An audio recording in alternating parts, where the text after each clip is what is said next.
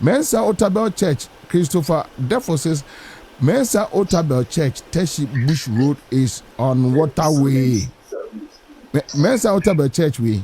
Enipa mienu na afrem ya ka kire mi o. Enso de bia na Mensa Otabil preach morality kire ye. Kire ye said ye yesibu oman. Na Mensa Otabil sorry die way. Why the benya akukuru duru be ebekwa akobu die no. Owia no obe preach morality akire Ghana ni abekire say ye Jimmy. No fucking minds and no nim nyansa. Mensa Otabil we. Ye ka say religion ye nkwasi asem a omonti ase.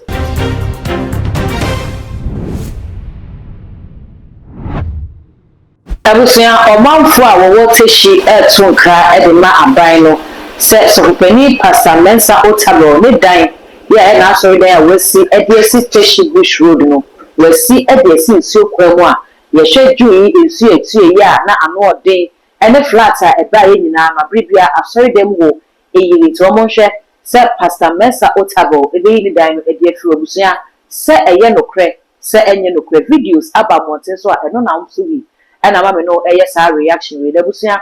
Say a short pastor Mensa Otabil, I want yes to forget all my gun.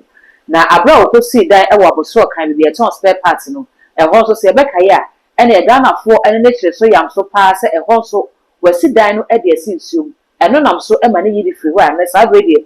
Papa could sit down with Teshie, who could sit down with Teshie so Ghana for say, a honso, Papa could sit down at the assume, flather air cost so a Teshie, one more air bonus to boss and what can be.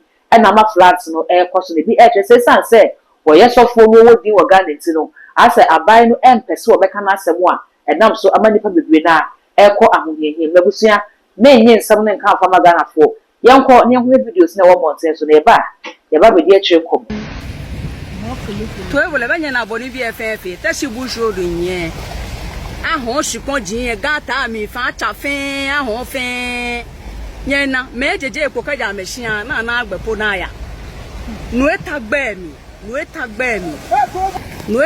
mi fe na no ehin ya kenye won supon je na kenye wi enye bu na abode fe ata gota fe ami na engbe lole ba chon nu enu e ba gbe mi yen agbere won fe won be hwehwehwe Teshie Bush Road ne Otabil so mo no machine nu eta mi obon eyin no go fe mo machine ain't no gonna go fail.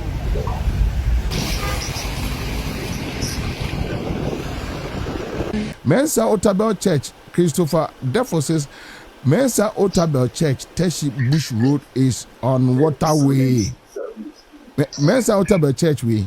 Enipa mienu na afrem ya ka kire mi o. Enso de bia na Mensa Otabil preach morality kire ye. Kire ye said ye yesibu oman. Yet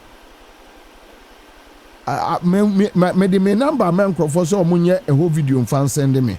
But me can ya mosumo can dey say you guys know there. Me I don't know there. But yes Mensa Otabil okoko preach you. Say in a branch in the area one dey be invite no. I want to mean. We're free ball and no. I want to call it. And we are blocking soon. We're seeing. Yeah, Mensa Otabil. Yeah.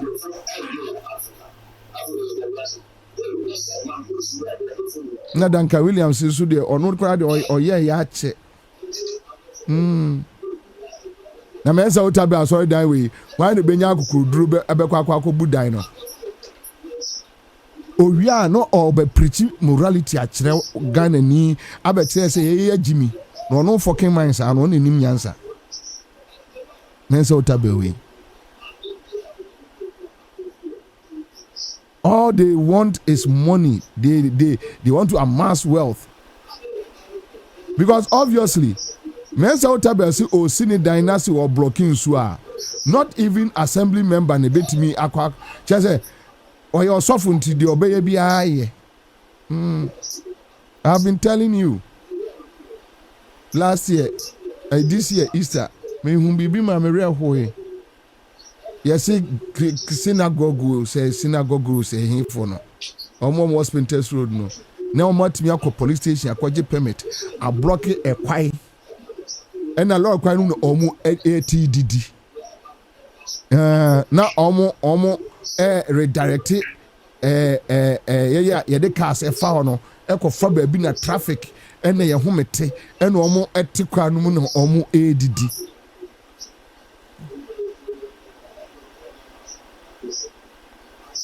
ye ka say religion ye nkwasi asem a omo nti ase na say ye say we kura ma me fa we kura twam ye say chief imam say na okohin and I say ne boys ne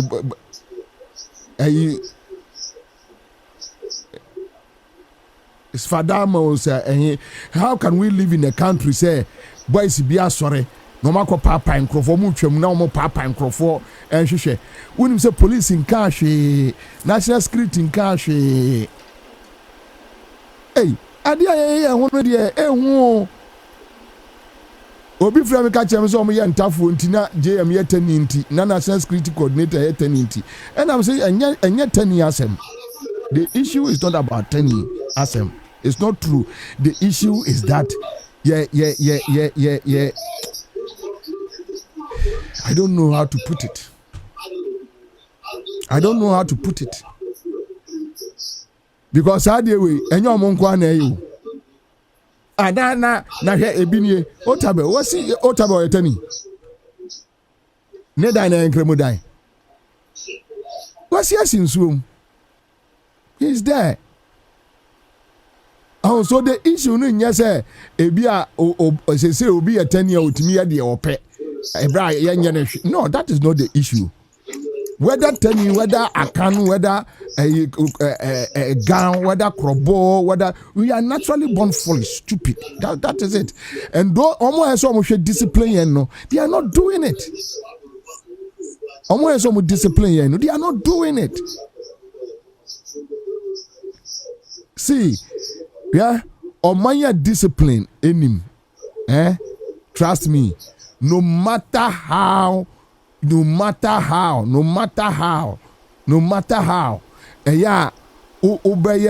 Obama economy na ye. Oh,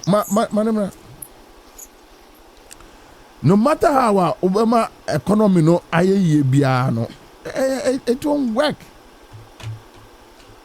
No matter how, Omanya discipline in him. Opa Madola, emedru a friend said 25 pesos. Opa ma fuel emedru 2 cedis, 1 cedi. Opa my inflation 0% negative 0 said yeah. You see, do all these things, build the roads. On my any discipline, no, you better reverse sa achievements we back. It will also your mampenia.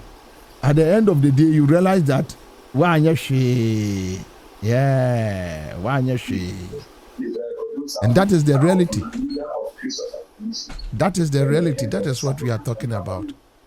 Because how Otabil idea way, your friend will say, Hi guys, so I'm in church now, and can you see? There is no flood, please. There is no flood, alright? Yes, it rained, but as you can see, the place is clear. Cars are coming in, so don't let anyone lie to you. There is no flood. You are expected in church today. Please, we are waiting for you, okay? The cars are coming in, cars are parked. No flood. I repeat, no flood. So I intentionally came here to show you guys, okay? So this is the flag you can see. That's the church, ICDC Christian Police in Teshie Bush Road. Please, there is no flood. There is no flood. And we are going to church. We are excited about today. Church service is going to go on as usual. First service and second service. All right, so please come to church. Don't change your mind. Don't get scared about any flood because there is no flood. I'm going to bring you the live update, so stay tuned. Peace out. Hashtag no flag. Etabusawe enemy echo no and Ghana food as a Pastor Mensa Otabil no sɛnea mpanyinfoɔ sɛ ɛdɔm wie wɔ ne n'ani nsali ɔso takrakye nti asɛ ɛyɛ tan bi ɛna ghanafoɔ de tan ne fi sɛ sɔfopanyin wɔnyɛ sɔfo ketewa yɛ asɛ beebi ɔwɔ no mo so ɛsi dan ne deɛ ɛsi nsuom ɛno nti ɛna wɔfiri hɔ san kɔ bɛ foforɔ nti obi a yɛakiwuzi ne sɛ ne dan ne si nsuom a wɔatu afiri hɔ no so wɔsan kɔ bɛ foforɔ a yɛnyi ne sɛ ɔbɛsan akɔ akɔsi dan no ɛde esi asase a ɛyɛ nsuom na mpo sɛ n'asase no esi nsuom a ɛnyɛ wɔn ankasa ɛna ɛmaa ne ho kwan sɛ wɔn ama ne ho permit wɔde si dan no ɛdan esi hɔ no ɛnyɛ single room ɛnyɛ container ɛnyɛ kiosk yɛ ɛbɛka sɛ wɔn kɔ dan adeɛ kyɛn dan no besi hɔ wɔyɛ ɔhyɛ ase firi fam eti edi mmerɛ ne nna ansa na dan wɔwie eti ghana mpanyinfoɔ obiara ehu sɛ pastor Mensa Otabil ne dan no esi nsuom ana assembly ɛwɔ hɔ no eti wɔn ehu EPA foɔ ehu afei town and county planning for wɔn ehu sɛ pastor Mensa Otabil dan no esi nsuom a eti ɔmbɛhwɛ no amanagya dan no sie sɛnea ɛbɛyɛ na nsuo no bɛnya kwan ɛde akɔ sɛ saa na ɛtena sɛ esi nsuom a paase na ghanafoɔ kan deɛ na ghanafoɔ bi ɛkyerɛ sɛ mpanyinfoɔ wɔ ɔman ghana no wɔn yɛ aburo asɛ wɔn bɛyɛ nhwɛ ha ahwɛ waa na apagya dan no kodu baabi a afei wɔn aba sɛ negiri dan no kutue na asɛ aburo bi ɛna wɔn pɛ sɛ wɔbɔ pastor Mensa Otabil na ɛnyɛ sɛ ɛyɛ wɔn no ɛna ahyɛ da sɛ wɔbɔ ɔman no aburo na sɛ busa sɛ na etie bia no videos no aba mmɔnten so nyinaa yɛ ni akɔ abɔ mu aso sɛ dan no esi nsuom anaasɛ esi nsuom sɛ ɛyɛ ne fom so anaasɛ ɛnyɛ ne fom so ɛyɛ nhwɛ han ne kɔɔ so ɛwɔ aban no adwumakuo a wapa wɔn wɔn afa sɛ wɔn ahwɛ ama sɛ hɔ no ɛyɛ beebi a wɔn si esi dan sɛ wɔn hwɛ ɛyɛ ma ne kɔɔ so na sɛ saa na ɛteɛ deɛ a ɛna ne nipa a wɔtena ase yɛ nhwɛ han ɛma project no ɛkɔɔ so no ɛwɔ so wɔn nso yɛde ne fa ma kwan so sɛnea ɛbɛyɛ na ɛbɛyɛ sɛ na wɔ ɛde ama assemblies na aka na wɔn te office a wɔn mu nsɔre fi wɔn to so nkɔ ground sɛ nkɔ nkɔyɛ adwuma na ɛne ɔkɔtena office na no asɔ ɛkɔ mmɛnumɛ no no apɔn no ɔkɔ fie efisɛ wɔn so na eso a yɛde taxpayers money ɛde ebi tua de kɛse sɛ